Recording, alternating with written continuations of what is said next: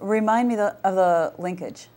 The Bananas and intelligent design. Well, I mean, bananas are obviously designed to fit in our hands, and so therefore they must have been designed for us. Uh-huh. Right.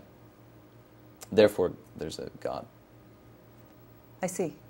I'm not entirely sure how that explains things like pineapples. But anyway, so Kirk Cameron is coming to campus, and he and Ray Comfort, another evangelical Christian, they believe in the young earth theory of creationism.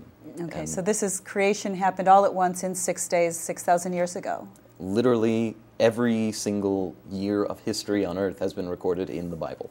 Mm-hmm. So for them, the kind of creationists like we were talking about Susan Hutchinson with our local Discovery Institute that promotes intelligent design, that's too liberal for them? That's too heretical for them? I'm convinced that intelligent design is a tactic of creationism. Mm-hmm. They're realizing that they can't overtly sell a 6,000-year-old young earth theory because it is so scientifically bogus that nobody will buy it.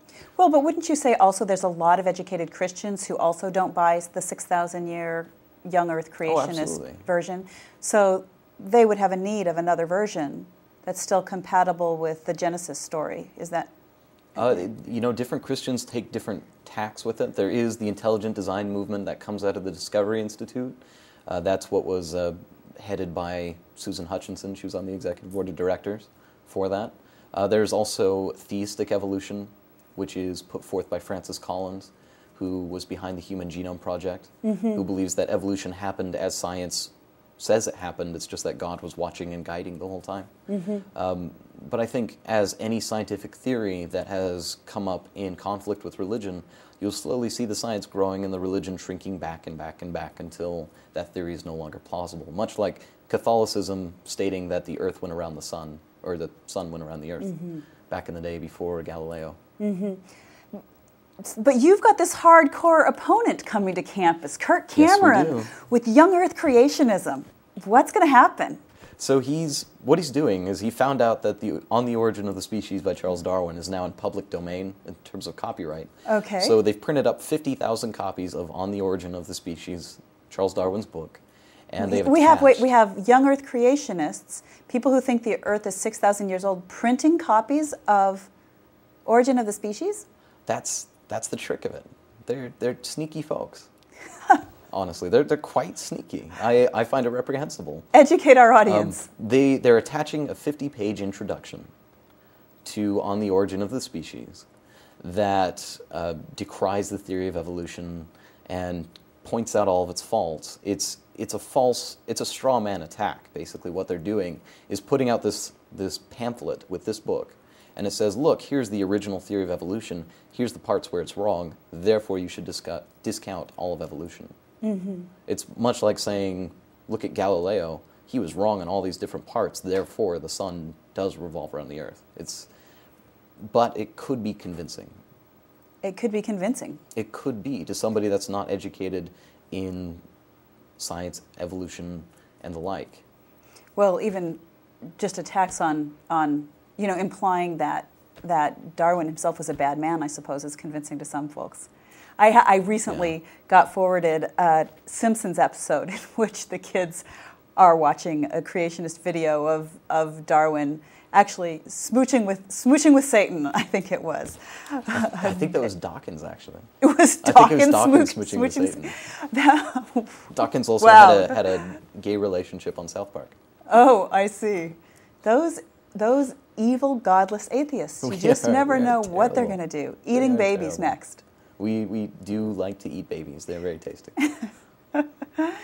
So, going to eat any babies when Cameron comes to campus? You've got this creationist on campus. What are you going to do? We're still gauging how to best approach the situation. The National Center for Science Education has printed up pamphlets that point out all of the various flaws in the introduction. And we may be handing those out side by side with Kirk Cameron, let the students decide, take a look at the evidence, and figure it out for themselves. Now, you also mentioned earlier that you're hoping to leverage the new energy in the Secular Student Union to do some service projects. And what might that look like? So the reason behind this is that it is, like I said, it's almost synonymous that being called an atheist is being called immoral in this country. And anything that we can do to kind of dispel that notion and say, look, we're not scary, horrible, terrible people. We're decent human beings with heavy, strong morality. And one way of showing that is going out and providing service for our communities. You want people to see who you are as individuals, as people who actually care about the community. And this will do that. My ideal world would be where somebody looks at me, for example, and says, that's a really good guy. I don't know what he believes. It doesn't matter to me. I just know that he's a good person. But it sounds almost like that in order to get to the point that you can say, I don't care what he believes, he's a good person, you first have to say, wow, I actually know this atheist who's a good person. How bizarre. What we have to do is tear down barriers. Right now there's this label of atheist that is synonymous with immoral. George Herbert Walker Bush said while in office, he asked if atheists could be considered patriots, and he said, you know, I couldn't consider atheists patriots. I'm not even sure I could go so far as to consider them citizens. Wow. So we kind of have to go and break down a lot of barriers before people start to look past religion and past metaphysical opinion to see what kind of person somebody is. And the only way for that to happen, you think, is if atheists are out of the closet, being who they are, in the community, visible. Right. It's a similar tactic to the gay community, that they have a National Coming Out Day on October 11th where they come out to their friends and neighbors, and all of a sudden their friends and neighbors say, oh, I can't hate you. I know you. I know you're a decent person. And by doing that and increasing their recognition, they're significantly increasing their political standing in this country. They're no longer as horrible and terrible and degenerate as they were once thought to be. They're just people. They're just people. So, Michael, we're coming to the end of our show. Is there anything else you'd like to say to our audience? And is there some place they can go to get information about the Secular Student Union?